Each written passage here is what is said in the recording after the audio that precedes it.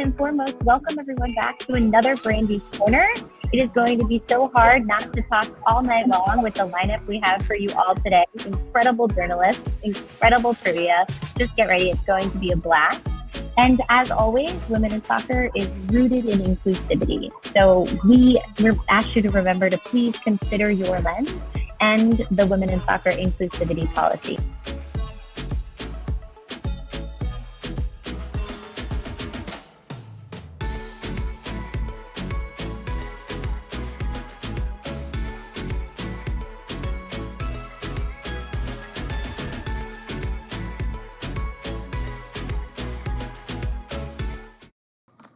Hello! My gosh, this is so exciting. First and foremost, I have to give a shout out to my Santa Clara Broncos for making it to the College Cup semifinal. This is gonna be crazy.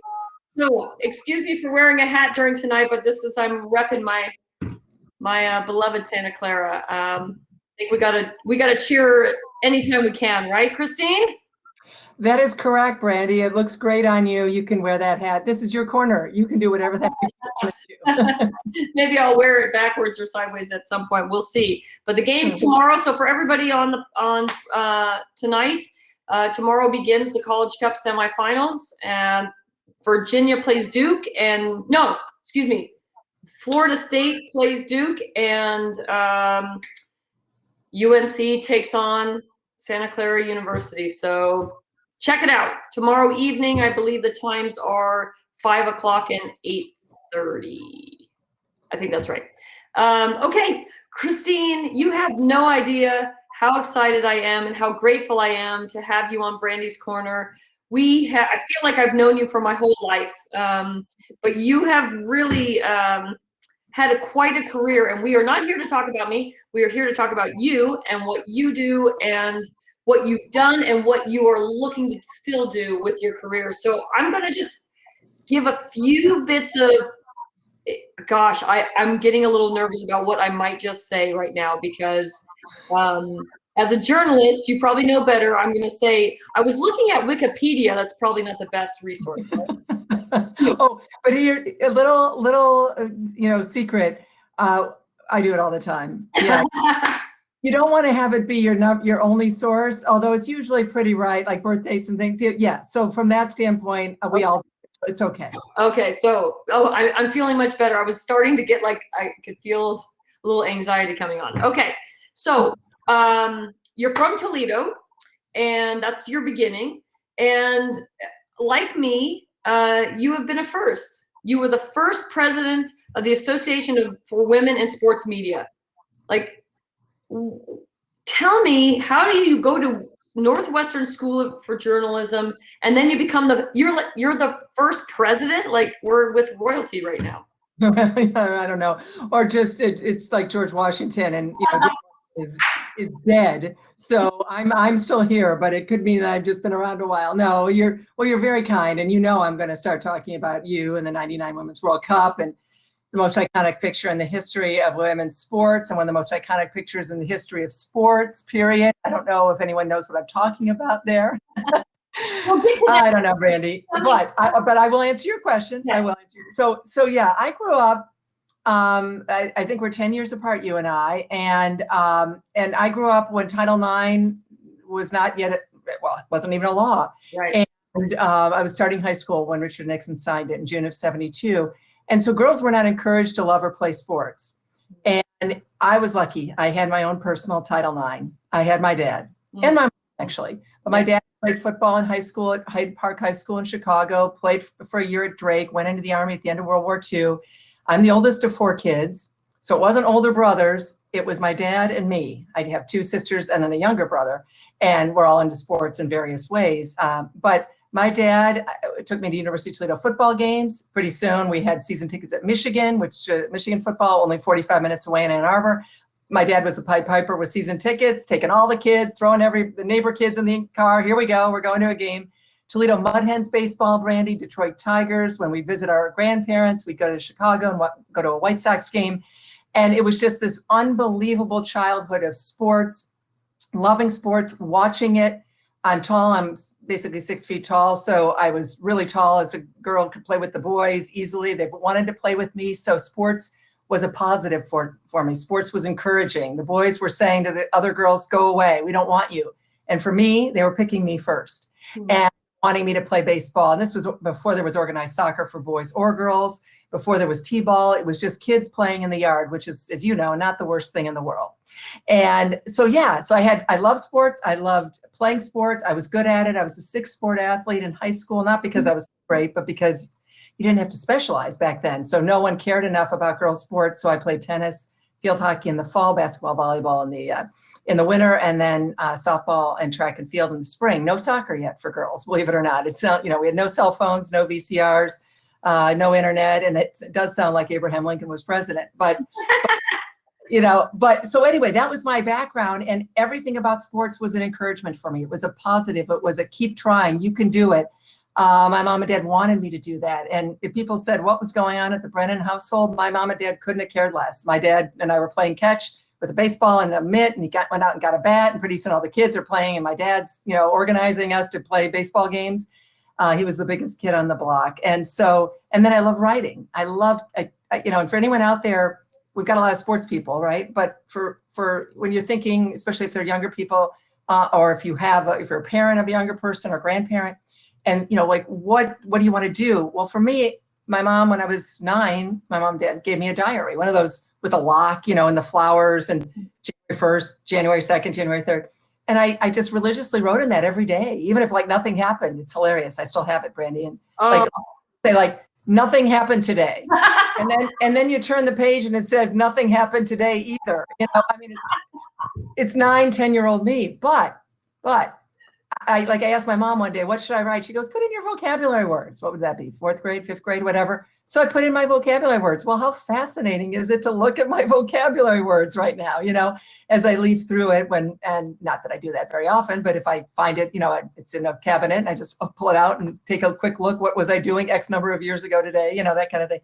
And so I loved writing and I love sports, and I was encouraged in every way. And all these years later, here I am doing what I love, loving it as much, if not more today, Brandi, than the day I started, which was back at the Miami Herald, after I left Northwestern. And yes, Association for Women in Sports Media, check out our website, AWSM. We call it awesome. Oh, I love it. Yeah, we got to get you there to speak at some point. That is a great name. That's kind of like that's like my nonprofit, Bossy, the Bay Area Women's Sports Initiative. You got to have a great acronym. That's pretty cool. Yeah. And so anyway, we give out, I started a scholarship internship program, but now we've probably 200 women have received internships and scholarships, job opportunities, a head start, and we network, and we're there in case there is a problem. If a woman is being denied access to the locker room or other unequal access or sexual harassment, whatever. So I'm very proud of the group, and I was at first president a while ago, 88 to 90, and there's wonderful women are leading it now, and I'm just honored to be a part of it. Well, thank you, Madam President, for that. Much appreciated. That was really my first question: was how did the intersection of sports and writing happen? But that is a great story. What I love about that is your dad. We have that in common. My dad also was very encouraging, bringing me to the soccer field or playing football in the street or tossing the ball back and forth. So that's amazing. Can you do me a favor and explain to me the difference between sports columnist and sports journalist? Absolutely. As you said, started to ask that question, and we have not prepared these questions or talked about it all. And I started, that's what you're going to ask me. And it's a really good question. And for those out there, hello, I know we can't see you right now, but I know we'll get a chance to talk to some of you later and in the tables, whatever, in the group's chat. But it is a very easy thing to confuse, and it's actually quite simple. So a columnist, whether it be a sports columnist, a political columnist, like a metro columnist, a lot of newspapers, news organizations have someone, writing about more local issues and giving their opinion. That's the key thing. It's an opinion. So when people get mad at me, Brandi, and I know this will shock you to hear that maybe there's people who don't always love what I do, which means I'm doing my job, by the way. In line, yeah. Yeah. Well, if they're mad, you don't do that to prod that. But if people are angry, if people are happy, that means I've done my job. It's I'm not there to say only positive things. If there's major big news, breaking news, you got to deal with that. It can be negative at times. It can be hard to take on these issues, but as you know, I do, and I'm happy to do it, and I embrace that. So, and if criticism comes, then that means I've probably done my job. But columnist gives their opinion. Got it. And a news reporter, I would call it a reporter, is not giving their opinion. And I know there are people out there because of our political climate, and I sit here 4 miles from the White House in Washington, D.C. I realize people assume everyone gives their opinion. They don't. Reporters are reporting, and yes, you can pick any number of ways to write the first paragraph, and then the second and the third, and the headline writer writes that. But in general, the point of a reporter is to report the facts and to do it in an impartial way, as human beings can do that. And then the job of a columnist is to give his or her opinion. And that's you're doing your job. So if anyone says, oh, you just gave your opinion, and we're mad about that. Well, hello, then you've just actually complimented me because I did my job. I gave the opinion that I am paid to give. And that's why I think your writing career, I think, had this move into this commentating. ABC News, CNN, PBS, NewsHour, NPR. So you really span this amazing broad spectrum of opportunities within the sharing of the news or the reporting or giving your opinion. And so I was looking through all about Christine Brennan, and I want to ask you a question. What was it like to be in an NFL locker room?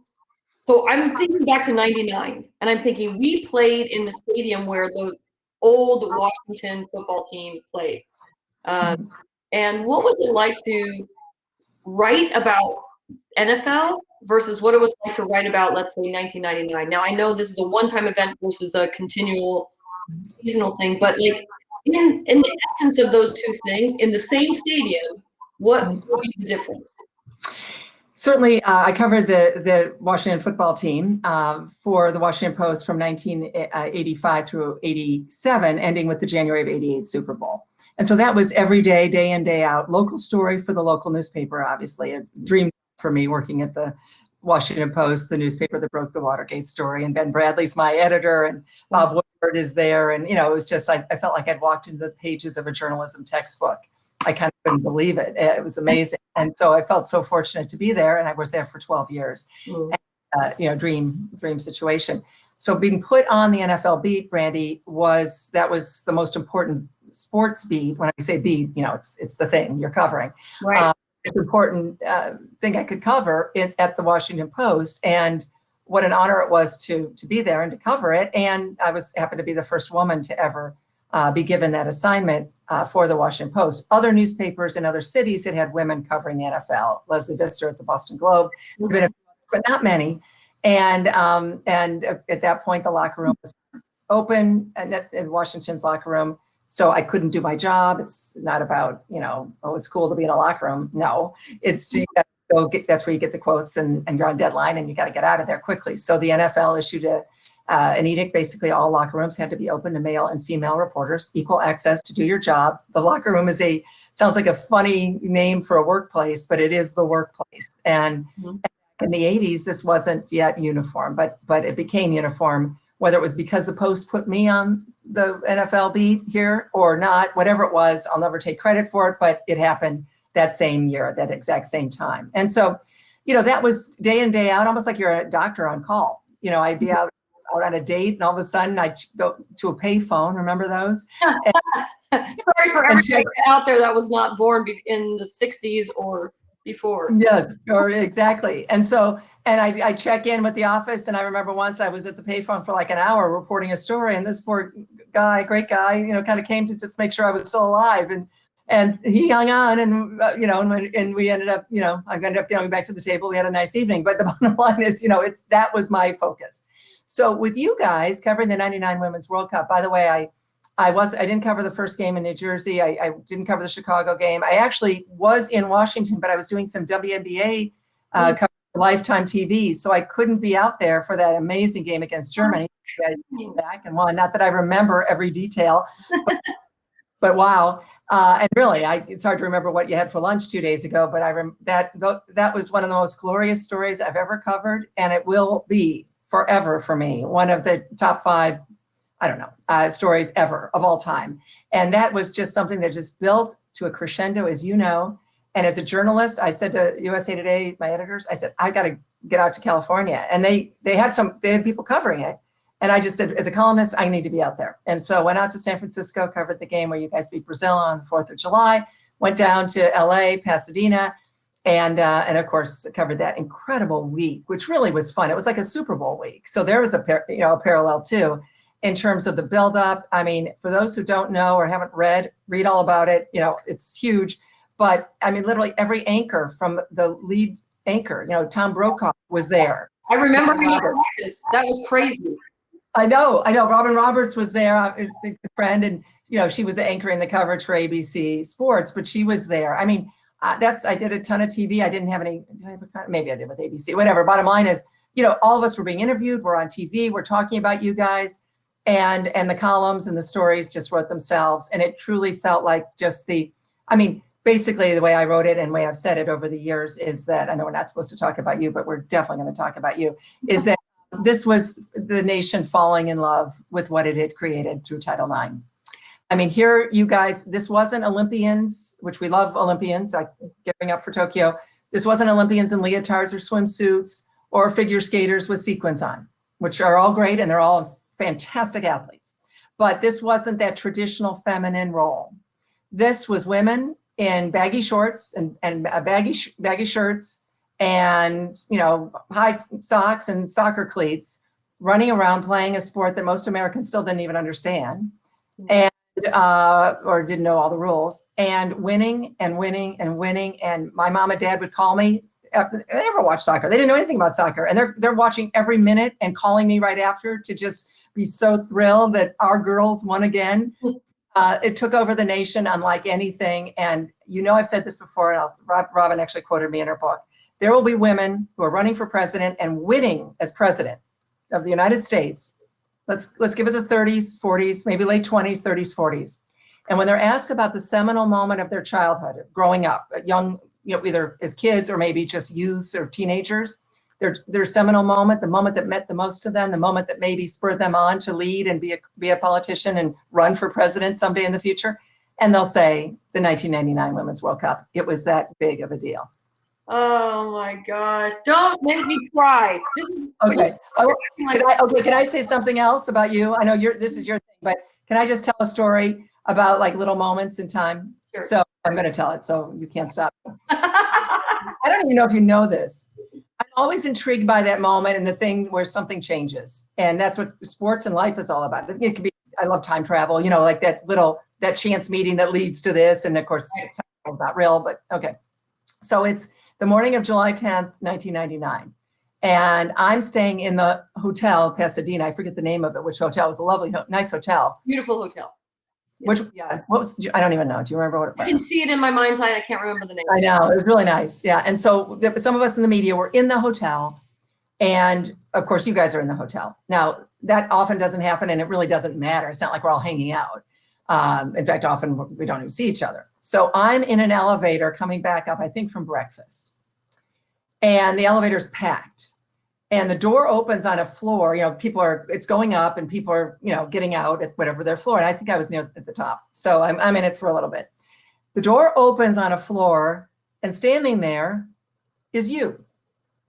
And you're ready to go in. And of course, you can't go into the elevator, right? So all of a sudden, you kind of went, oh, whatever. And everyone took a look at you. And I knew who you were, but I don't think we even knew each other then, really. So I just remember the door closed. You waited for the next elevator. All right. So this little moment, you guys, let's say that was 8 or 9 in the morning. So within 10 hours, 8 hours, 9 hours, that woman who couldn't get in that elevator is the most famous person on the planet. And, I love little things like that. It just was a really cool little moment, and it sounds stupid, but And as we know, Brianna Scurry makes that incredible save. Yes. That means that the fifth person in Tony DeCicco and Lauren Gregg's lineup to do the penalty kicks is going to have a chance once the other Americans made theirs, is going to have a chance to win it. And by luck, right? Who's number 5? Serendipity. I know. It's pretty amazing. Amazing. I mean, Christine, I could talk with you for forever, but I do want to ask some questions that have been put into the Q&A because I think, we're talking about journalism and women's sports and women's soccer, and we've got a lot to unpack in this time, and we've got 4 other journalists that's going to be joining us. Katrina asks, she writes, Christine, always live your honesty in your writing. As a writer, how can you and how do you advocate for more coverage for women's sports? Can you explain the power dynamic that exists, whether that's whatever? Sure. I've been advocating for years, and I've been doing it internally. So, for example, when I was at the Washington Post and our golf writer, who was a great guy, was covering the men's U.S. Open golf. And this is before Tiger Woods, because Tiger kind of blocked out the sun and took a ton of coverage away from women, unfortunately, right, for years in golf. But so our golf writer was covering the men's U.S. Open, and I went into our sports editor because the women's Open was coming up. I think it might have been in Michigan, women's U.S. Open golf. And I said, are we covering that? And my editor, great guy, hired a lot of women, me and others. Really forward thinking. George Solomon is his name. And he looked at me and he goes, yeah, you're covering it. You go. So that was fine. And I was glad to go cover it. But, our golf writer should have covered it, right? Mm. It was just this kind of sense of like, and again, I don't mean to pick on him at all. It was no one's fault. It was just the 90s. And you just, you covered the men and you didn't even focus on the women. So simply going into the office and just saying, why aren't we doing this? All of a sudden we were doing it. Right. And I've done that over the years. I've also, and this is something we all can do, how many zillions of times, Brandi, have we heard announcers all over, radio, local, your sportscasters locally, nationally, everywhere, say in the Final Four today, so-and-so and so-and-so, Final Four, Final Four, Final Four. Every single time they say that, that is wrong, or it's not complete. Men's Final Four. Mm-hmm. There's a women's Final Four. And of course, we saw the incredible issue with the inequity with the women's basketball compared to the men's. And that became a national story. Again, kind of like you guys in 99. The nation was ready to have this explode and have this discussed, and is sick and tired of having women being treated as second-class citizens. You were that awakening in 99, another awakening in 2021 with that unfortunate incident with the weights and weight room and whatever. But going back to, we've got to say, men's Final Four. Otherwise, if you call it the Final Four, it's like, well, then the women's, you sweet little things over here. Let's pat yourself, let's pat you on the head. Right. It should be equal. And I saw it even, I went to bat many times, even after you guys won in 99. And you're the biggest thing going. In the 2000 Olympics, which you guys won the silver medal, everyone was covering you guys at the Olympics because of 99. I mean, I have to say this. Another fact, this is for the cocktail parties or the schoolyard or whatever. There's only story in the history of stories, ladies and gentlemen, one that has been on the cover of Time, Newsweek, People, and Sports Illustrated in the same week. I've got him like 5 feet away if I had been smart. And it was the Women's World Cup, and it's this woman right here. On, I guess what? You were on, you were on all 4. One was the People magazine, was a stage photo, the team photo. And then the other ones are you jumping around, and then 2 of them are, of course, the iconic photo with the most famous, sports bra and whatever. And, but again, right after that, you know what? I saw headlines all the time, U.S. soccer team to play Brazil. And it was the men's. Mm. After that, if I see U.S. soccer, I think it's women's. So journalistically, you have to add the adjective. Right. Men's. It's about respect. And I'd also say for anyone who calls anything lady Tigers, lady Vols, get rid of it. It's gross. Do we call Kamala Harris lady vice president? Heck no. She's the vice president. I'm not a lady sports writer. You're not a lady soccer player, soccer coach, etc. We are, it's the lady, and it's unfortunately, you know what it is? It's basically self-imposed sexism. And the Tennessee Volunteers, shame on you. Enough already. Pat Summitt did it. It was great back when it had to happen. Get rid of it. I've written columns. I've been blue in the face. I'm sick of myself talking about it. I'm about to be done with it but lady, the lady, whatever volleyball tournament. No, No, no, no. It's 2021. Enough with the lady stuff. It's sports, and you don't need the qualifier. You don't need to make it like it's something other than the real thing, the boys or the men. No, not now. Okay, I'm done. I love that. I absolutely love that, because I'm usually the one spouting off about this, like, and I'm exhausted over even pay equity, which is so important. And we've talked about it on this platform. We will continue to talk about it until we have done everything necessary to make the change, and then we don't have to talk about it anymore. But I appreciate you for bringing that up, and I can't tell you how that just makes my heart warm, because I talk about that all the time. So Everett wants to know, do you still do the diary? Yes, I just see that. I've got, okay, I know I'm not supposed to get up. This is not in the cards. I know it's not in the cards. I'm back. You're fine. There it is. So this is the latest. So it's not the, in fact, I'll go get one and when we're done, and so I can, whatever the next part of our program is. But so I don't obviously have the little girly ones with the, the lock. But yeah, I mean, and I'll even do like, I'll type it up, and then I'll put I'll email myself a note or an idea or something and do that. And so this one started in July of 2019. Oh, that must be interesting. Oh yeah, and so I've only got a few more pages. Sometimes I'll even do stuff like, and everyone should do this, like just my day of, this was one of these, I don't know whatever the controversy. Oh, this was maybe the women's basketball controversy, and just like ABC World News, CNN, just what I did, NPR. I figure when I'm drooling in a nursing home someday, someone can read this to me and say, wow, 2021 was pretty cool, I love it. Christine, thank you so much for this very intimate look at you, your perspective, your approach, your accomplishments. I would love it if you could stay on. If you need to go, of course, we understand how busy you are. But we're going to have our first breakout. We're going to go to the rooms. We're just going to say hello to some new people. There's a lot of people that are new to Brandi's Corner, and I want the veterans to please do what the U.S. Women's National Team did, which is embrace those new players. They're very important to our team. We want them to feel at home and get to know somebody new, and we will be back in actually probably like around 5 minutes. Thank you.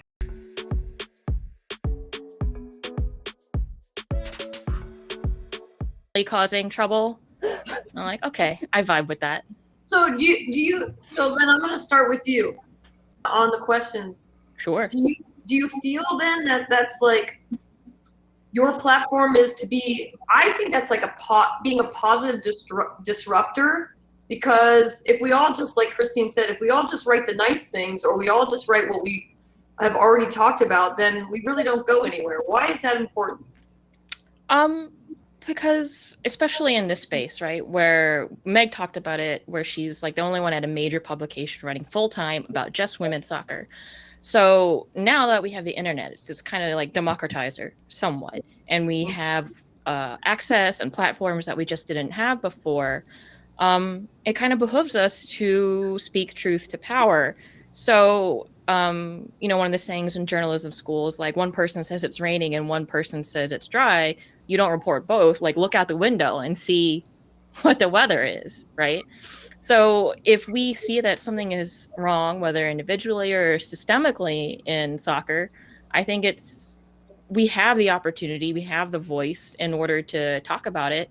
No one wants to write negative stories. We didn't come into this space because we hate women's soccer, right? We're all here, some of us very underpaid, very tired, but still trucking along because we love it. We want the game to improve, and the game can't improve if things like entrenched systems of power, abuses, people who are in it for the wrong kind of financial stake, if these people are allowed to take root. And I think the origins of women's soccer, especially in the 60s and 70s, people were fighting back against literal bans on women's soccer. So the original spirit of women's soccer was more of a community organizing perspective.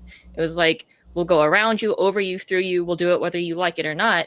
And, the spirit of inclusiveness came with that, where we have to bring in as many possible, just like you said, Brandi, like the more people we bring in, the better. So if we want to maintain that spirit, we have to call out the people who are going to create barriers that cause exclusion. You're on my team. Awesome. You've been selected. Okay. I love it. Sandra, what story have you written that you're most proud of and why? Oh, I'm going to say probably, well, I'll go with a recent one, which is probably the 2020 Challenge Cup, where I got to do a number of feature out players during a really difficult year, really for us globally. But it was really nice to highlight a player, somebody like Sabrina Flores, who plays for Gotham FC.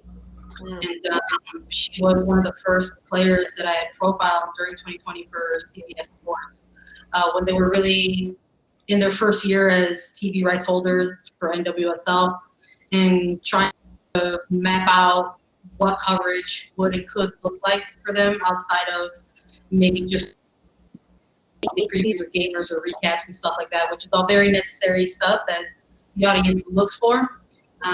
But being able to sit down and connect with a player like that on a personal level, as she's someone who's been connected with the U.S. National youth programs as well as the Mexican national team program, and being able to connect to her with her level and talk about growing up, Mexican American in this country and navigating all of those channels and what that looks like, what that feels like, what that means like, and what that means to her now, even just as someone who's navigating her life as a professional soccer player now in NWSL. So it's been great to sort of see a player like that sort of come from where she's come from, and then to sort of see kind of the bit of a breakout that she had during 2020, a time where we were really unsure if there was going to be pro sports. And then NWSL did what they did, and it offered a platform really to a player like that to sort of kind of break out of the scene. So I'm going to say that's probably one of my more recent pieces. That's awesome. I love that. With my nonprofit, the Bay Area Women's Sports Initiative, we have a very high population of Latinas in our schools, and so I see the need for the outlet. And so thank you very much for highlighting them. And I actually would love to have a further conversation about how can we get them more in the fold about, whether that's club sports or youth national teams and what have you. Cassandra, what story do you have, maybe it's hidden away, that you would really love to tell? Woof. You got me on that one. I don't know right now that I have one story hidden away that I'd really like to tell. I think it's just more I want to just tell female athletes stories. We're lacking it. It's tiring when you have to talk to an editor and say well, how are you going to frame this story or put it in a way that people are going to click on it and want to read it? And sometimes when you write for a national outlet, that's kind of what you get. I want to just talk to someone and tell their story. And I think, for example, Kelly O'Hara hosts that podcast now with Just Women's Sports, just listening to an athlete talk about her life, it still feels so fresh. That's awesome. Now, this is a good segue, I think, from what Cassandra was saying to you, Meg, which is, what are the structural barriers that exist that, inhibit you or others from telling these great stories, and or have you seen and how have some of those barriers started to fall or get chipped away at? Yeah, I mean, I took the job at The Athletic specifically to go to a mainstream place, right? It has a reputation for their coverage of men's sports, and to start being on the inside and saying okay, we need to start thinking about covering women's sports in a much higher level, right?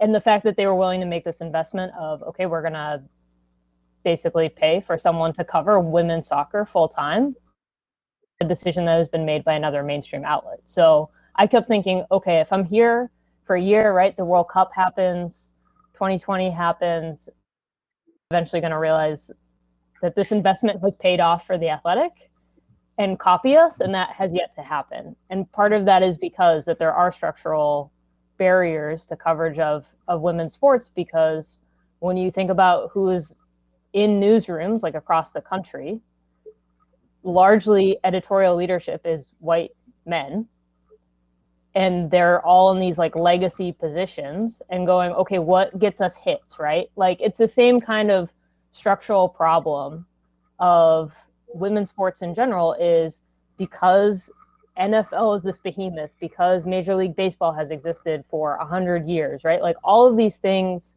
are institutions at this point that took a while to get to where they are now. And we're seeing it on the journalism side as well. How do you force coverage at a higher rate? And how do you accelerate the growth of women's sports when the entire system has been built to support and grow men's sports?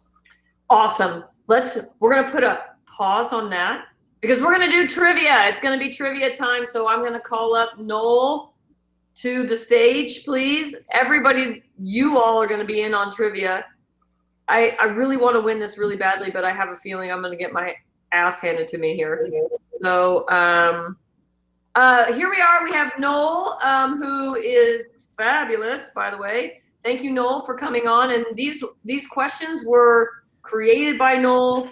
I do not know them. Nobody else knows them. And I just wanted the truth to be told. I'm going to be not a columnist right now, but a journalist.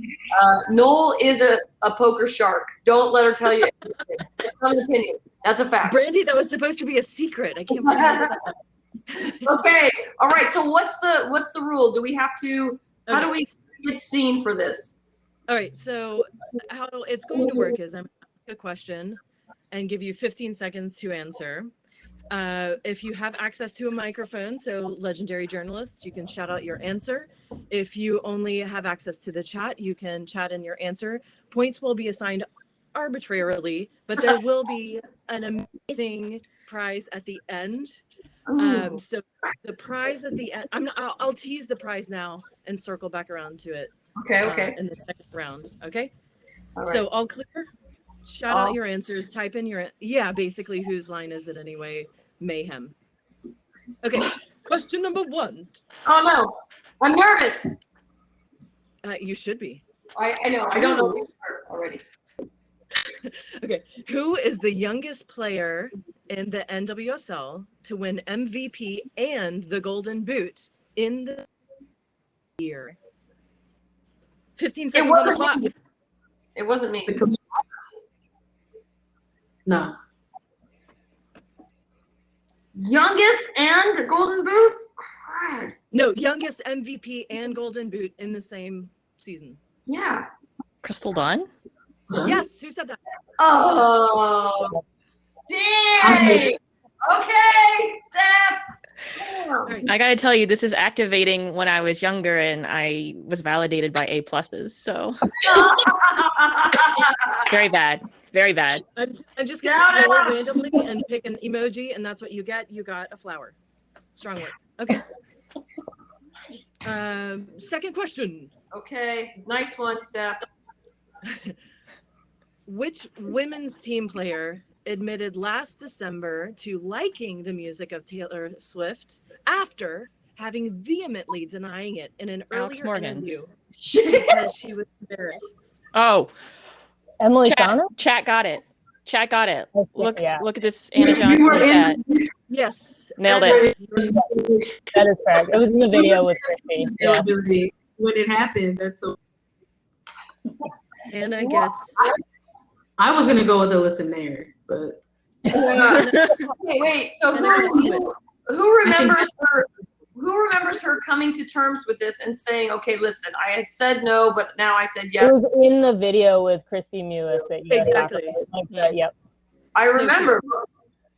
Oh, that was hilarious.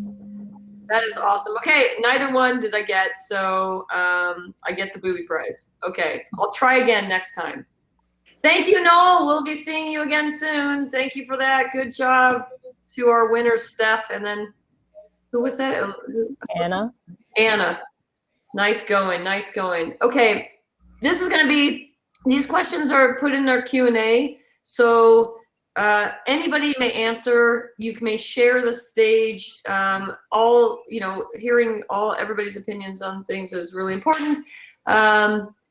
This from Olivia. I feel like most journalism in sports is uber competitive, but I feel like you all are each other's biggest fans. Can you speak on the importance of supporting and competing with one another? This is actually something I was talking to Maria about, because I said, if I ask what's her story she wants to tell, when I asked you, Cassandra, is that like giving away something? Because what if you had a scoop? You probably wouldn't say it. Is that right? Okay, go. Not a scoop, no. Tell us. I mean, queen of scoops. Old glasses over there. I think so. Networking is super important. It's true in any business, but in this job, networking is wildly important. And I do think that means it's on us to be mindful of who has access to networks, who's more likely to try and speak up to join networks as well, and maybe trying to reach out on our own to broaden networks, particularly when it comes to, women of color, queer people, etc. Maybe people who aren't necessarily in my case, like the US audience, who have different perspectives. So yeah, it's kind of unfair. When I first graduated from college, and the real world really hit me like really hard with like, it doesn't matter how good you are. It matters who you know. In this industry, yes, you can be exposed for being a bad writer, but there are plenty of men who are bad writers who still have jobs out there. It's, some of it is, some of it is who you know. So on both ends, like, don't be afraid to try and pitch or just reach out and make a friend. And on our end, try to be mindful of who has access to you and why, I guess. That's kind of like a life lesson, though. Don't you agree? It was a rough life lesson for me to learn. Yeah, I was going to say that sounds like something I would say to this is not disrespectful, to my 14-year-old son. Yeah. Right? Because, being mindful, I think, is really important. And I think the access and who you have access to, and the relationship, it's an interesting relationship. Like Christine and I, like, obviously she's going to tell stories about the women's national team, and she's going to write things maybe that I agree or I don't agree with, or I did or I didn't agree with. But we have a mutual respect for each other. Do you feel like, how do you feel that relationship goes when you have to talk to someone and maybe you will say something that they won't like? Yeah, I mean, I think in terms of, I remember, we would do this whole thing. This was back when I worked for the Equalizer, right? And we would do this whole thing of like, who do we think is going to make the playoffs, right? Like, kind of do your power rankings. Mm-hmm. And I got my start in Boston along with Steph, right? And I very distinctly remember putting Boston Breakers at the bottom of my power rankings. And then the next day, like, Kat Whitehill comes up to me and she's like, Meg, how could you do this to me? And I'm just like, the team isn't good. I'm sorry. Like, I personally like you a lot, but like, the team is not good. Like, yeah. I would personally love for the team to be better, but the team is not good. Yeah. That's awesome. So, do you think that goes to trust then, right? I mean, that has to be trust. Yes. Like, I definitely think that, there has to be kind of this understanding that, like, I'm not fundamentally anyone's enemy here, but also that there has to be room for criticism, because that is a part of the job, right? Like, if someone misses a penalty kick, that is a fact, and that has to be said. Like, there has to be some element of, we are going to talk about your performance, because that is part of what this gig is, right? Like, how much news cycle right now is being driven by who's going to make the national team roster for the Olympics? Oh, I have mine. Does anybody want to know? So, but that is all, like, so much of this is performance driven. Who should be starting? Who should be making the roster? Who should be traveling as an alternate?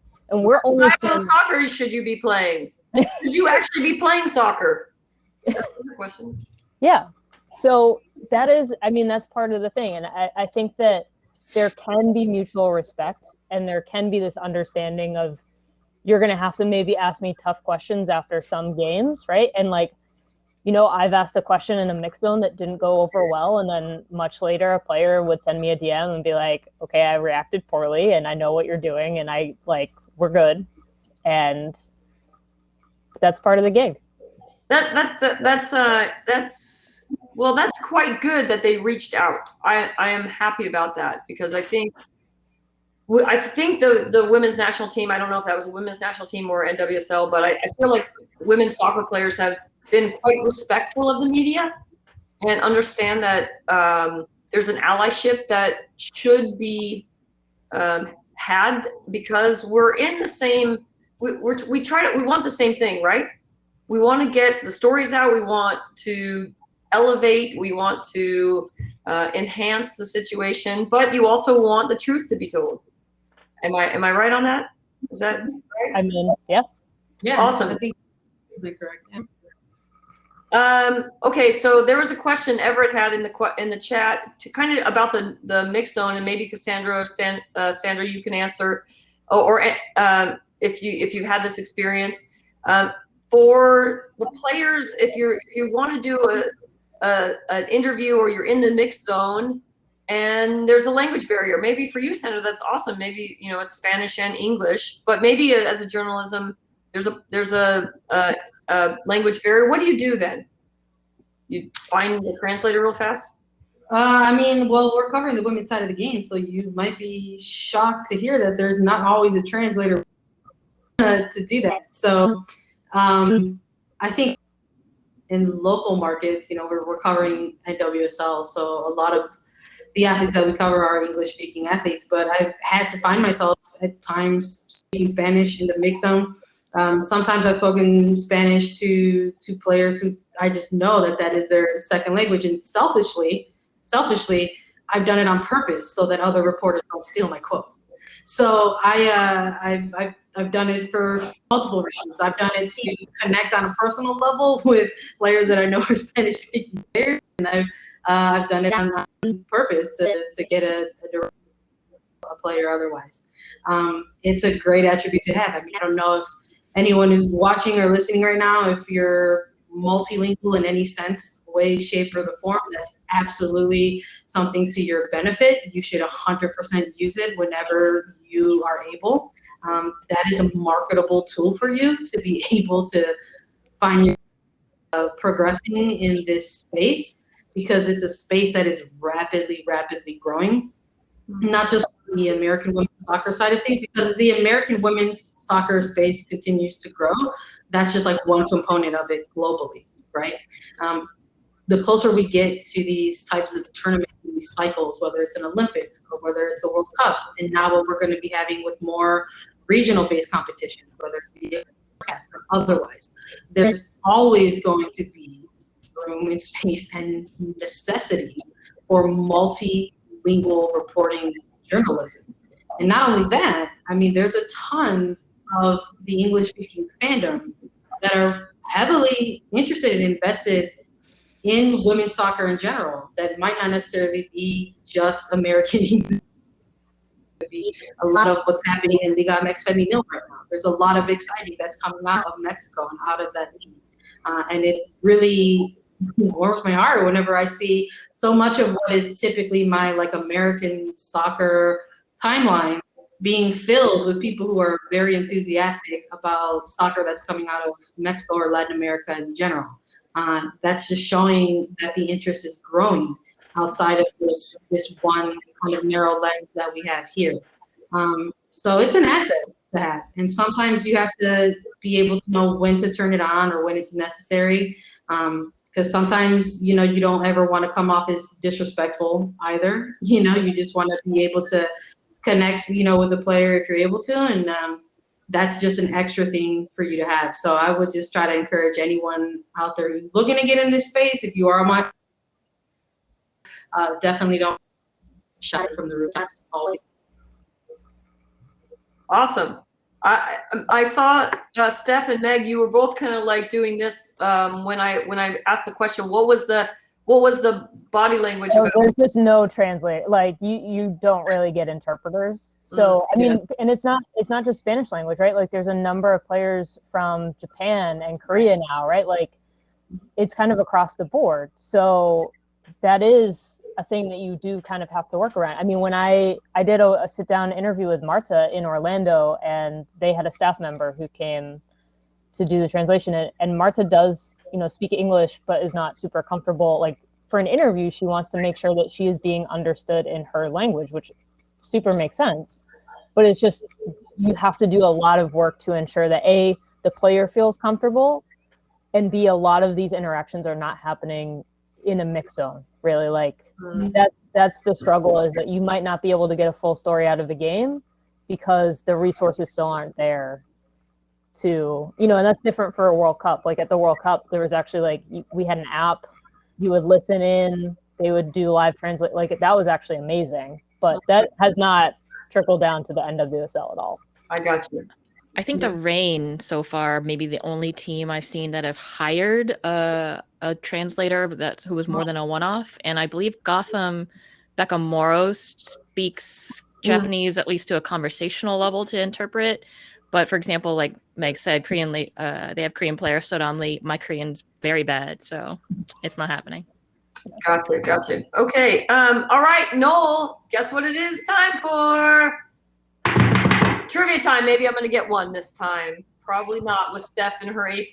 So that's my burden. All right, Noel, please give me one I can answer. Okay, so the theme for this round is things that players do where. Oh, God. Okay. It's fine. Okay, which former national team icon had to wear corrective footwear as a toddler because she was born with a club foot? Cindy Parlow. No. This is the one where I was like, Brandi is going to get this one. Right. That would be a good guess. So if you don't know what a club foot is, it's just like where your little toesies grow kind of inward a little bit. Mm-hmm. And I said Cindy Parlow. It's Cindy Parlow. No, it's not. Horizon got it. Horizon wins. Lori. Oh, Mia Hamm. Wow. Wow. And I was going to be like, oh, that's right. Damn, it's always the obvious answer. I should have gone with Crystal Dunn the first time. Random animal gets you got the happy monkey, Horizon. Oh man, I thought I was dead on that one. I really thought I had it. Have you seen that? Have you seen the president of U.S. Soccer's pigeon shows? Like those things are for real. We're gonna get all the real scoop about Cindy Parlow phone. We could follow up. I mean, it could. I guess it could. It's possible. All right. Okay. All right. Moving on. Okay. So, which NWSL player was the first player of any gender to score in 5 World Cup competitions? Christine Sinclair. Christine Sinclair. Okay. No. There was someone. Okay. It's not Carly Lloyd? Spencer wins because yeah, Sinclair did it right after, but Marta. Yeah, it was Marta. So we trying to think Spencer wins. I feel like a cat. I feel like a cat going after lights. I don't know what's happening right now. What's the answer?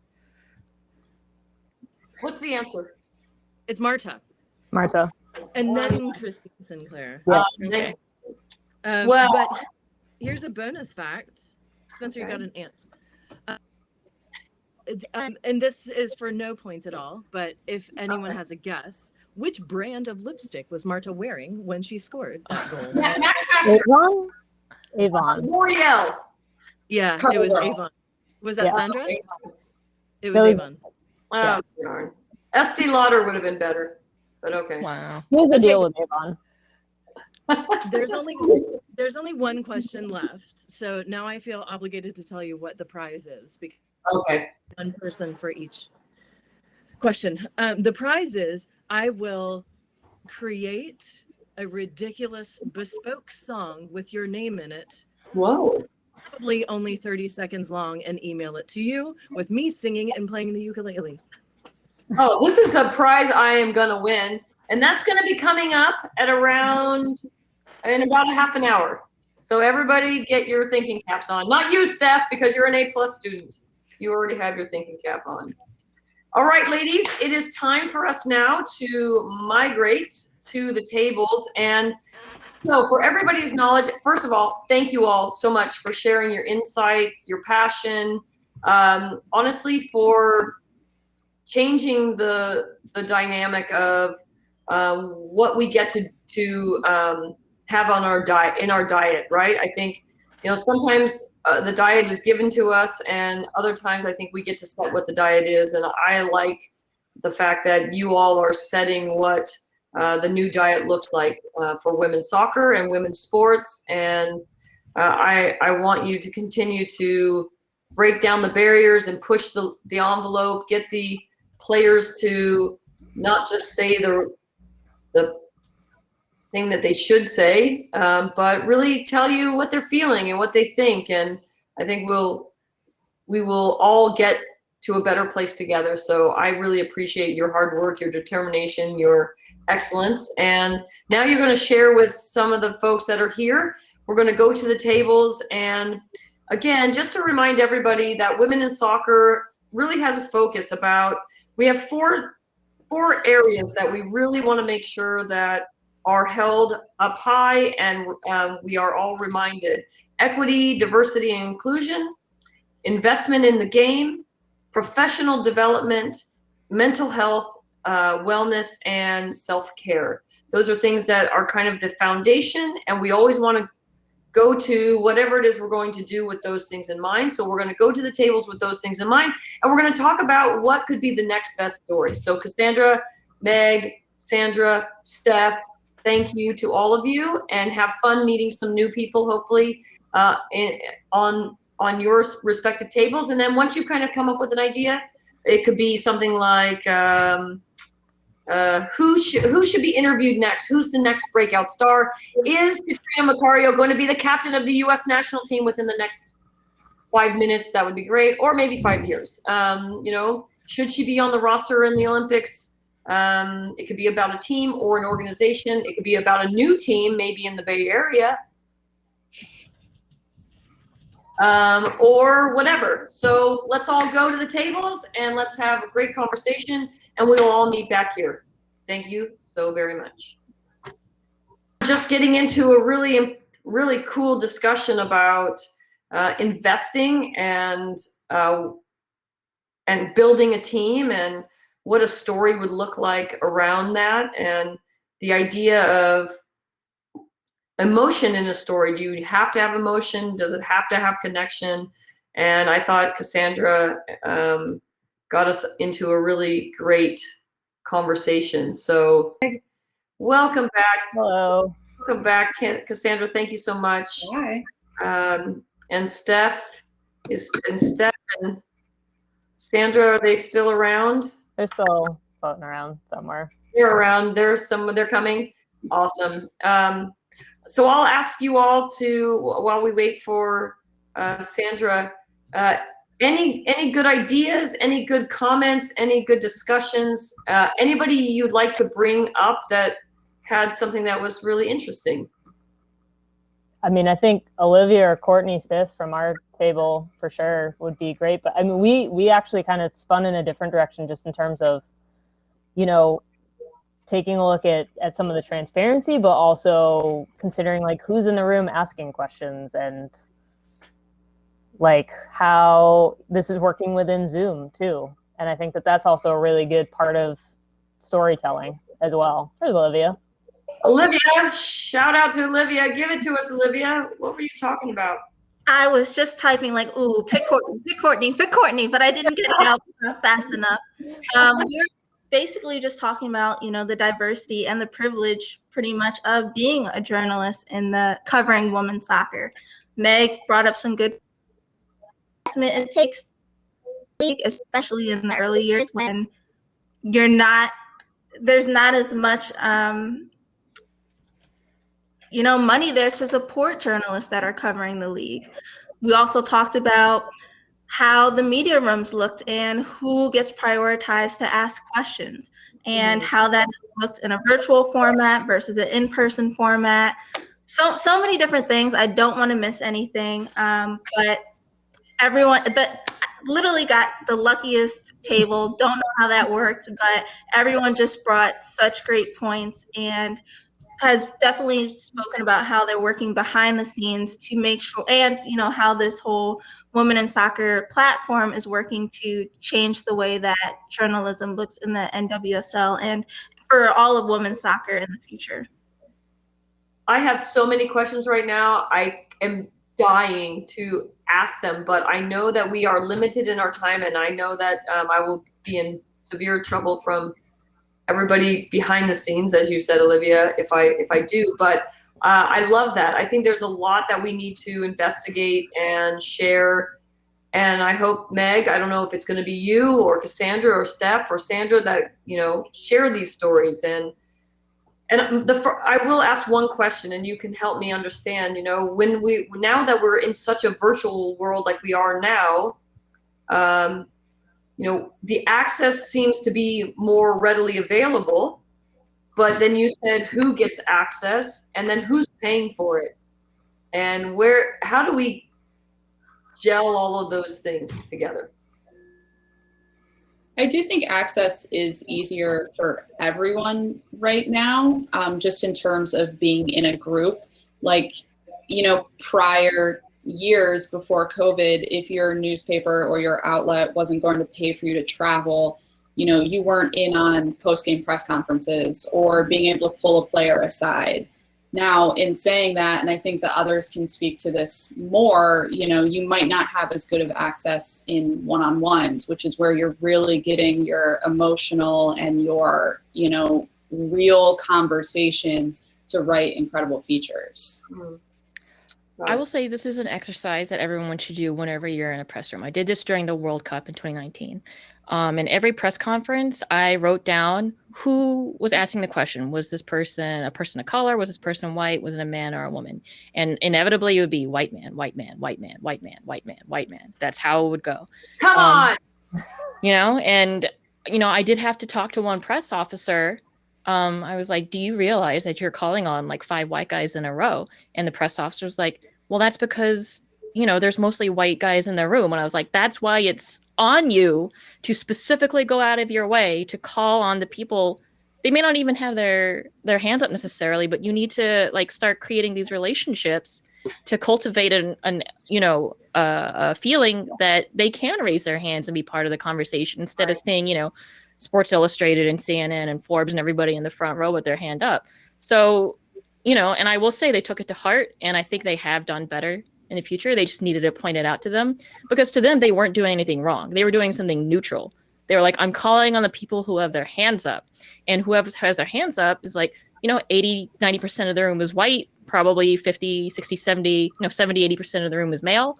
So I'm just neutrally calling on people by who has their hands up.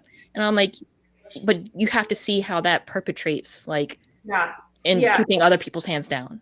Yeah, I had something happen out of the soccer field where, I have to share the field with multiple teams, right? And we only have so many goals. And every time I'd show up, I had no goals.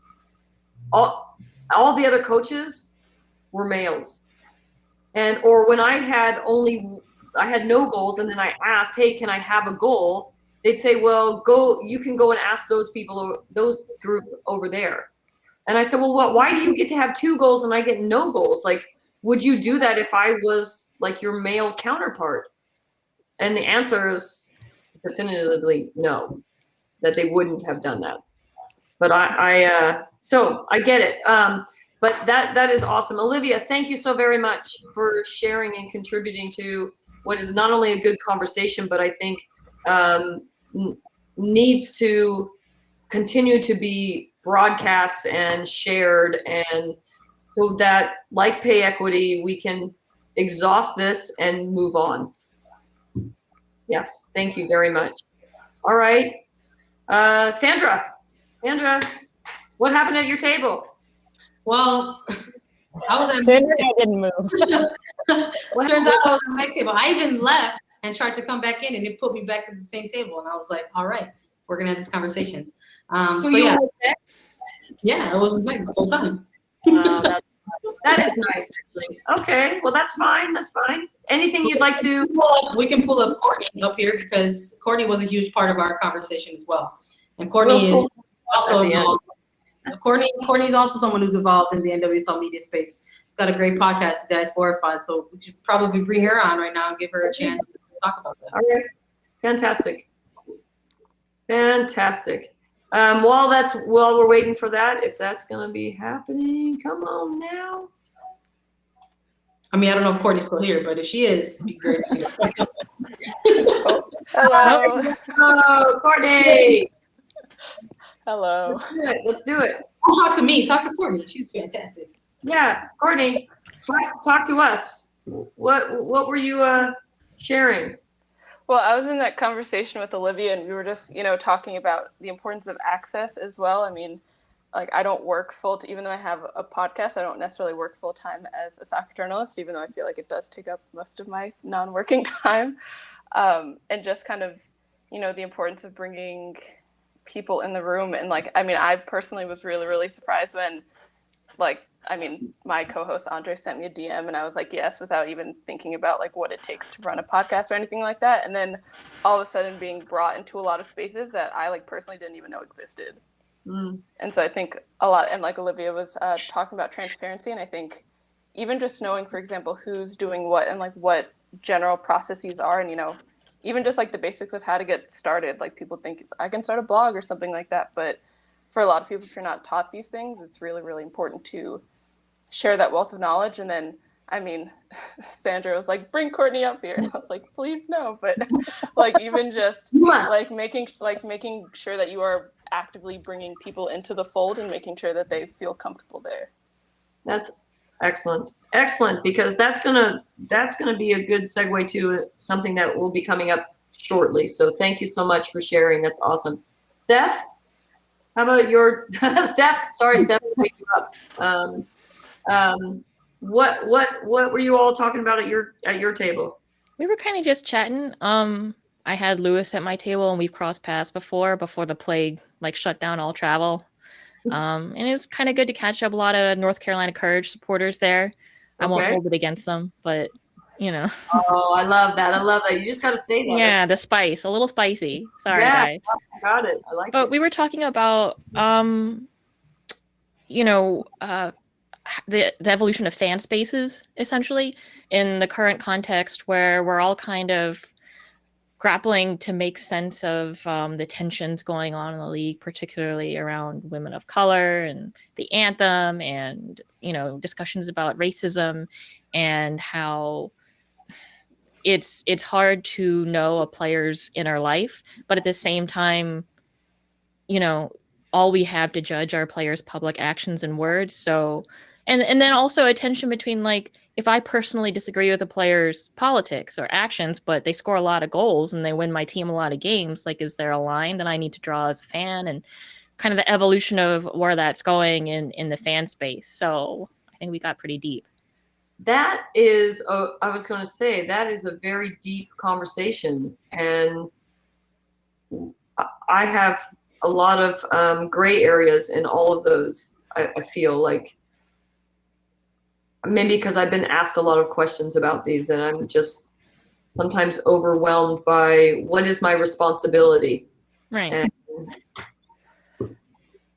well, Brandi, yourself as a player, surely you've experienced this where fans feel like they have this kind of relationship with you because they've seen you on TV or they've interacted with you on social media, like a parasocial relationship, but they don't really know you. Well, that's interesting though, Steph, because I feel like I try to put out myself, right?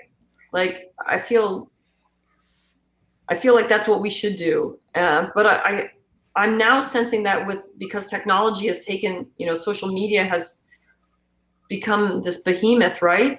Is that how do you protect yourself? And do you need to protect yourself? Should you feel the need to protect yourself? And so that's where why I feel like Christine and I had a really great relationship. I can tell Christine anything because I don't know who's going to have access to it, but I'm just speaking, whether it's my truth or what was the experience. I'm giving her that information. So that is a tough, I think that's something we have to come back to and revisit. And I would love to do that with all of you, hopefully at some point, maybe in person or in this space, or back to women in soccer. But I think it's a really important topic because we don't want the environment of the just shut up and dribble, right? Because you're more than just one dimension as an athlete, or you're more than one dimension as a journalist, and those should be validated. I think, should they be validated equally? I don't know. Yes, no, maybe. We have to talk about it. That could be our story. I don't know. Cassandra, what you want to share about our group, or do you want to bring Lewis in, or are we good? I think we're good. It was a little free flowing, Awesome, got it. Sandra, what about us? Well, we talked about investment and kind of just what it looks like when people decide they want to start a team. So we had Everett, who works in that space, asking honestly a lot of questions about investment in business that I think he could answer better, because I'm not great at business. But we just talked about being interested in teams and what it looks like to build a story like that.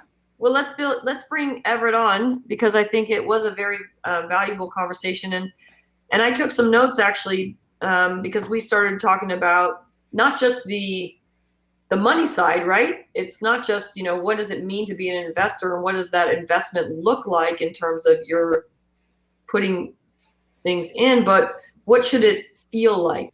And I think that's something that, as in your role, Cassandra, that you said something very valuable about the emotion side. Can you talk about that while Everett is hopefully going to be joining us? Sure. We talked about just how, when you're talking about something big like this, whether it's a team leaving or a team coming into fruition, you want to get the emotions of people involved, and also people in the community, people who the team, what it will mean to them to have it in the community. Hi, Everett. Welcome. Hi, Brandi. Hi, everyone.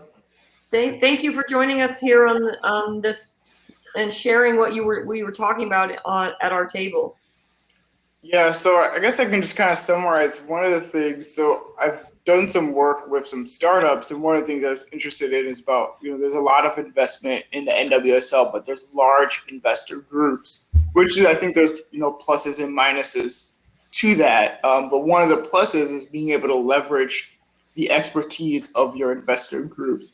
For like Angel City, they have people who have expertise from technology to marketing, but then they also have people who are, high profile, who can help bring up the profile of the team.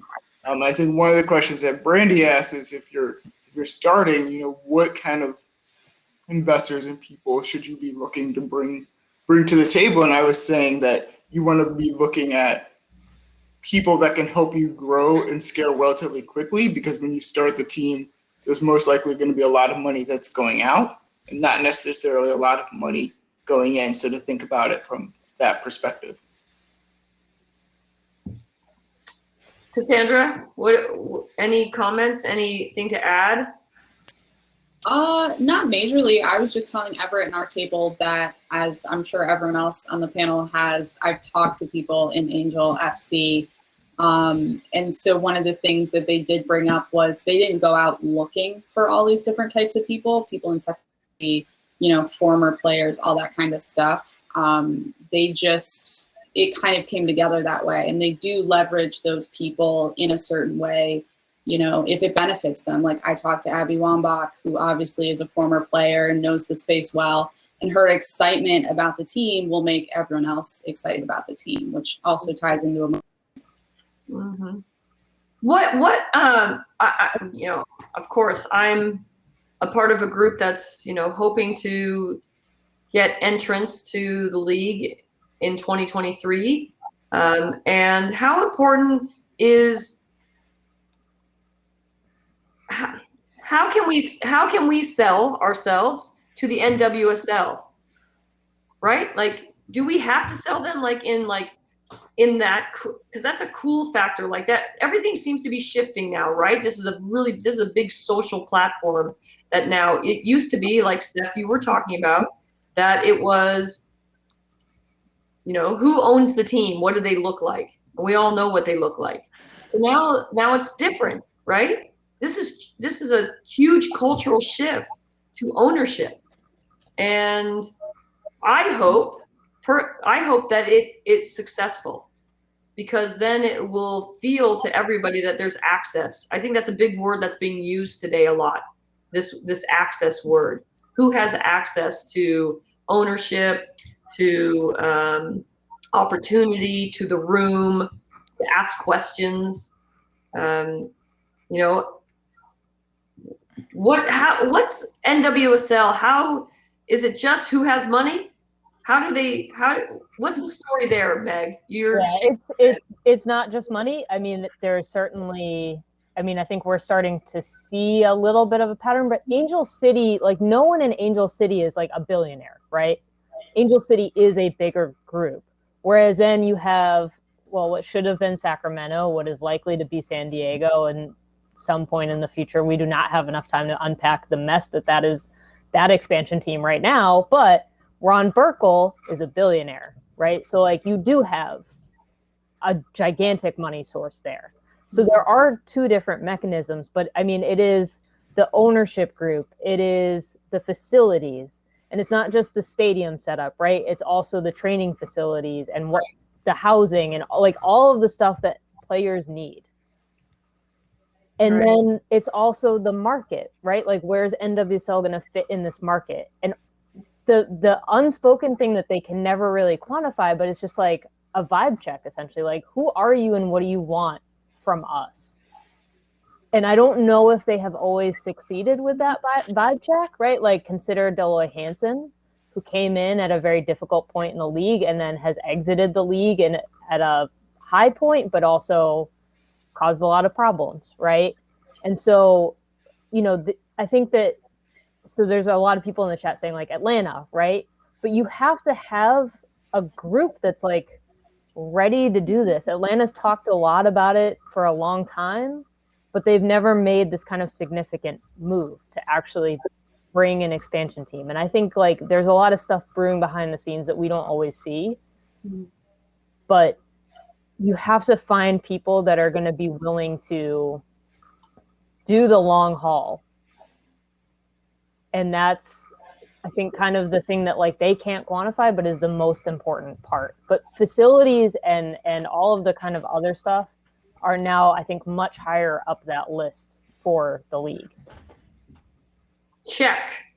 Well, this brings a close to this section of the discussion, and I can't thank you all enough. Like things seem so, this is an old person talking right now. Things seem so simple in the old days. There's a lot to talk about. There's so much to talk about in women's soccer or women's sports. And we are so lucky that we have 4 people like yourselves who are invested, and then the others, Olivia and Courtney and everybody else who's come to tonight to share and to listen. And we have to keep on pressing, right? I guess we have to keep pressing and telling these stories, and Women in Soccer will be supportive of you, and we hope that we can give you anything that you need to help those stories come to light. And speaking of stories coming to light and access, we are going to get to something really exciting, the docu-series by director Allison Bird, the Carolina Courage. But first, Noel, come on back, because I got to get one answer right today. Just one. And win this opportunity to have you sing a bespoke song. And I'm going to put on my Santa Clara University thinking cap so that it brings some more vibes to the Broncos. And any of you who want to write about the year that wasn't and then that was for Santa Clara University, I want to tell you it's a great story, because we were the most locked down county in all of North America. We didn't have a fall season like all the big conferences did. We almost didn't even have a spring season. We only played 7 games, and this team is now in the Final Four. There is something there that you need to share. So if you don't mind, take a look, and we can talk about it later. All right, Noel, on to you. Okay, congratulations, and good luck, Brandi. Thank you. Crap, my net's closed. That would not be handy. Okay, so this is a three-part answer. It's a three-part answer, so please try and have all three of your answers instead of just randomly shouting nonsense into the ether. Okay. 3 national team players scored in the 2020 She Believes Cup final against Japan, which scored in the 2020 She Believes Cup final against Japan, securing our victory. Man, 2020 feels like a blur. Yeah. Was that like I got one. decade ago? Yeah. Okay. No I'm one gonna has say it Christine. yet in the Christine Press? What are your other two, Brandi? Oh, sorry. You only said you had one. I thought you were going to fill in my second one. Olivia got it. Olivia got it. Everyone shout. Olivia won. Did I get one of them right? Yes. Yes. Right on. You did. I got one at least. I did watch. Olivia gets a ladybug. All right. No, yeah, and she gets a beautiful song by you, which hopefully we'll all see at some point. Oh, goodness. Ladies, Olivia, your email address. Thank you, Noel, for all your hard work and your great questions, which were much harder than I thought they were going to be honest with you. Steph, thank you very much. Sandra, thank you very much. Gracias. Cassandra, thank you. Meg, appreciate it. Thank you so much, ladies. Pip, I'm going to turn it over to you, and I'm going to say to everybody and to Allison, thank you all again for joining us at Brandi's Corner on the Women in Soccer platform.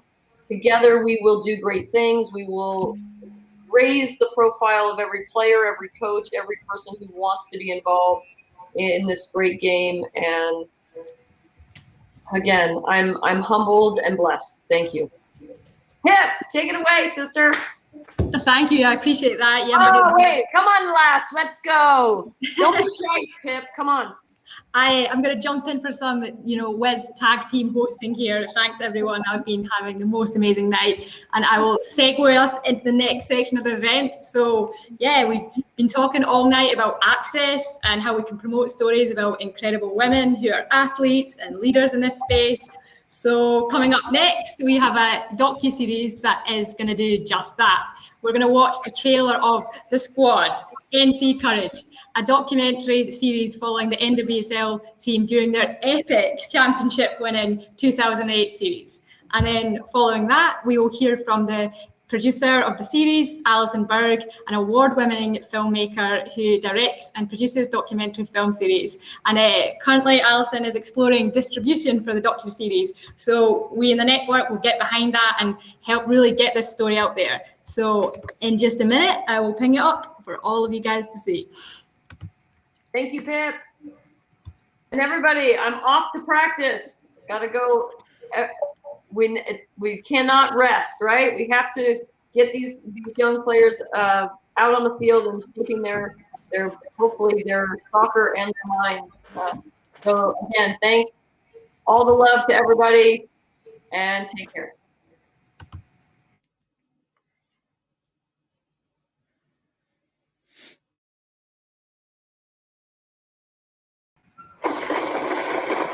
This isn't about being professional. The question is how you handle it. And can you live that life? Maybe it's not for everyone. Maybe you can't. No matter what, the team comes first. And that's really difficult on our personal life. Hey, buddy. We're getting paid minimum wage. People don't know that. People think we have it made. It's no secret we all don't make $1 million. So we understand how important community is. And we've all created our own little sorority here, all the players in this league. Hey, cut that out. Hey! Cut that fucking shit out, guys. You just give people ammunition, man. You out of your minds? We're trying to build the best team in the world, and we're nowhere close to being where we want to go. One of the league's big trades saw the Curry to acquire Crystal Dunn. We're bringing in 2 of the top forwards in the world, and now all of a sudden the spot's in jeopardy. You go from being a starter to just, sitting on the bench. Hate me, don't hate the person who took your spot. I don't mind you hating me, that's fine. It's you against you. It's not you against anybody else. It is opening day of the 2018 NWSL season. Everybody needs to know what the culture of the club is. Tonight you're going to get called upon to answer that. Call before the storm. Is there a little bit of bad blood between these two teams?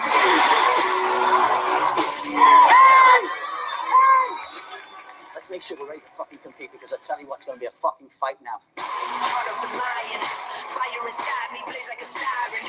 Why would you try it? Wake up the beast, no, I can't keep silent. Oh, Jack, for fuck's sake, Jack! This is what it feels like to lose. This is what it feels like to be disappointed. This is what it feels like to hit a roadblock. They're booing Jaylene Hinkle in the corner. Now she's a teammate, and she disagrees with my lifestyle, and that's fine. Blessed with tears, I conquered my fears. I'm ready to fly now. Led by head coach Paul Riley, the North Carolina Courage will continue advancing to the playoff in the #1 seed. Came here to win, my start is your end. Now let it begin now. Make sure that the message is clear that this is who we are and this is how we're going to play as a team and individually. And these are the principles of the North Carolina Courage. Here's Doug, one-on-one. Play to the back post. Get loud for me.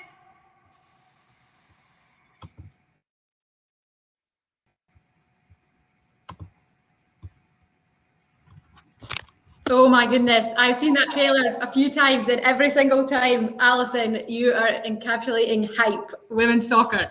It's amazing. As Brandi said, she had to hop off, so I will turn over the questions and to you, and hear more from the film. If you want to just introduce yourself and kick us off with like the main point, what kind of themes do you want viewers of your documentary series to take away from this amazing project? Thank you so much, Pip. And I'm just so grateful to be part of this conversation with all the people here and with Women in Soccer. Thank you so much.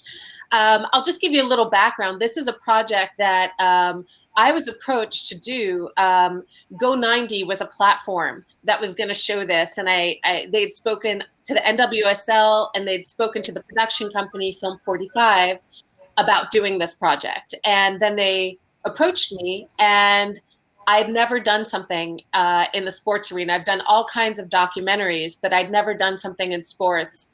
But I'm a fan of soccer, and especially women's soccer, and just thought this was an amazing opportunity. I guess what I want people to take away from this is the recognition of these determined, disciplined, passionate, kick-ass athletes. And that for people who aren't already fans of the sport, they're going to walk away fans of the sport. I think that, what you see here there's a lot of universal aspects of this, whether it's pay inequality, injuries, balancing work and family, but they're doing it in a very high profile, high stakes way. And so I think that, the stories that we tell here, some of it will be very relatable, and some of it you're going to see these women display their athletic prowess at the highest level. When I was first approached to do it, it was interesting. The initial idea before I came on was actually to follow 3 superstar soccer players on 3 different teams. And what I thought was, and it's funny because Paul Riley would always say you're only as good as your 22nd player, but this is before I knew Paul. And I thought, this is a team sport. This isn't about following quarterbacks. This is about, let's have a verite look at one team throughout their entire season, the highs and the lows and everything that they go through. And, there were 9 teams at that point. And so we met with some of the teams, and I just thought there was something, I think we could have made a great series about any of the teams. Of course, I think Paul might have still been calling the Courage the underdogs, which I think we all kind of knew that ship had sailed by 2018. But, I just thought there was a core group of players on that team that had now been together for a few years, which felt to me a bit unusual, that there was a familiarity and chemistry to the team that I thought would be great to capture. We had no idea that even though they were a very strong team, we didn't know they would break every record and just have this epic season. So, part of that was just luck. Yeah, wow, absolutely. And one thing I think most people are interested in this as well is from the trailer, we saw that you have, up close access to these players and you were in the locker room. How did you get that and how did you get comfortable with them and get that access? Yeah. We had it. We didn't have it all the time. And I think this is part of, we're not asking for just one interview or, to sit down with them a few times. We're asking for a lot over the course of a season. And I've worked on a lot of projects where I'm getting very unusual and sometimes first-time access for people who have said no for literally decades. So I'm not a stranger to trying to get hard to get access. But I'd say with professional athletes, that's taken to a whole other level because you always have to keep in mind that their first priority is them playing. They're players. Every time I'm asking for their time, I might be taking something away or taking their focus away. And so we tried to be very careful about that. I think if I had to do it all over again, I would have begged to have been booked on this gig a few months beforehand. Instead, we started right at the tail end of preseason. So I wish I could have spent a lot of time with the team, with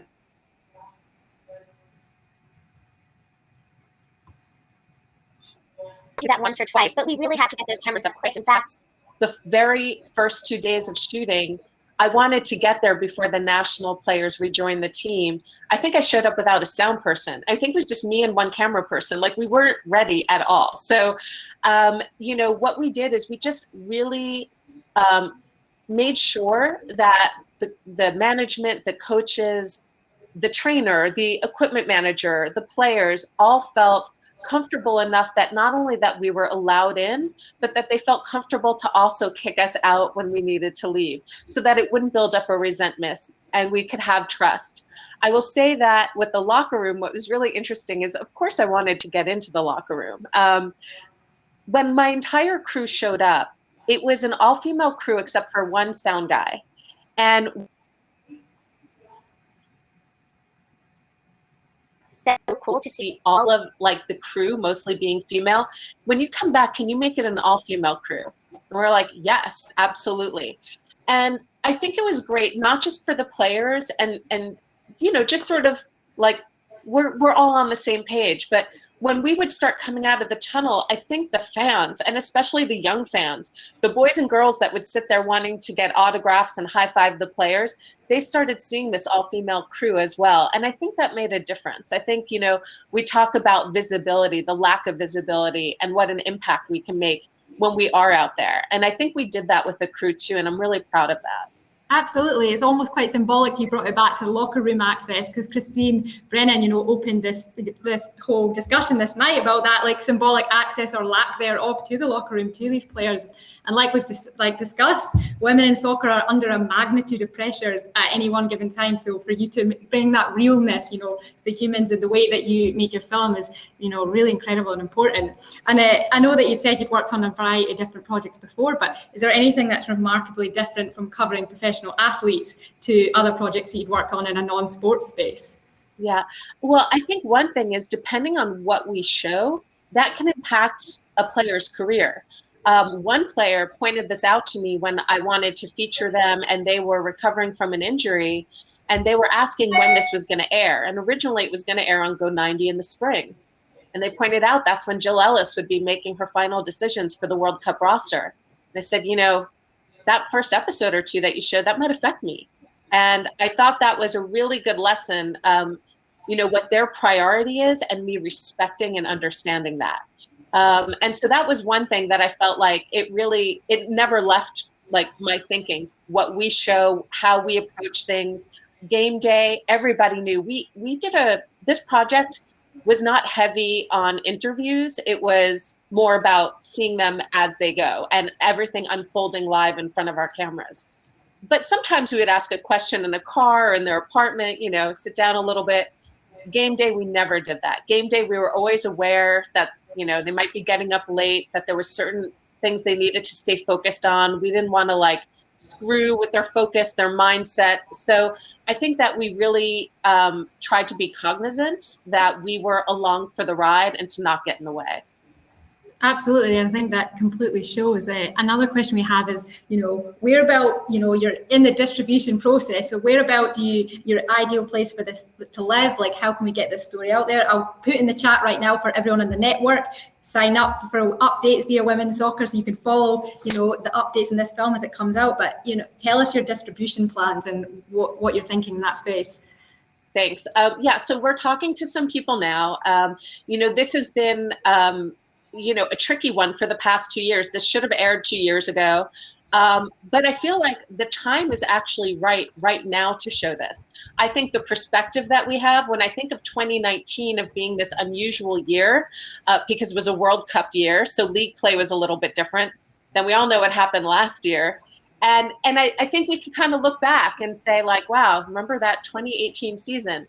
But where I'm hoping this shows is where it's as accessible to audiences as possible. So there's a number of platforms that I think, has large amount of eyeballs on it. And so we're hoping to get it to one of those. We're definitely going to keep Women in Soccer posted on where it ends up. And I think, what I hope people can do is just spread the word.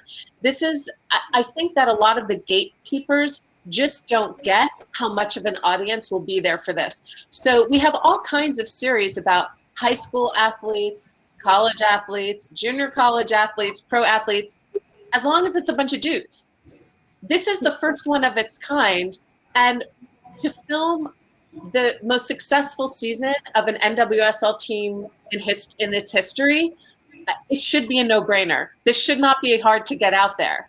And so, once the trailer was put out online by Paul Riley and the team and me and some of the people I work with, I think that, it got some attention. That's what actually brought me here with you guys. And so I'm just hoping that some of this attention we've received, we can keep building on that momentum.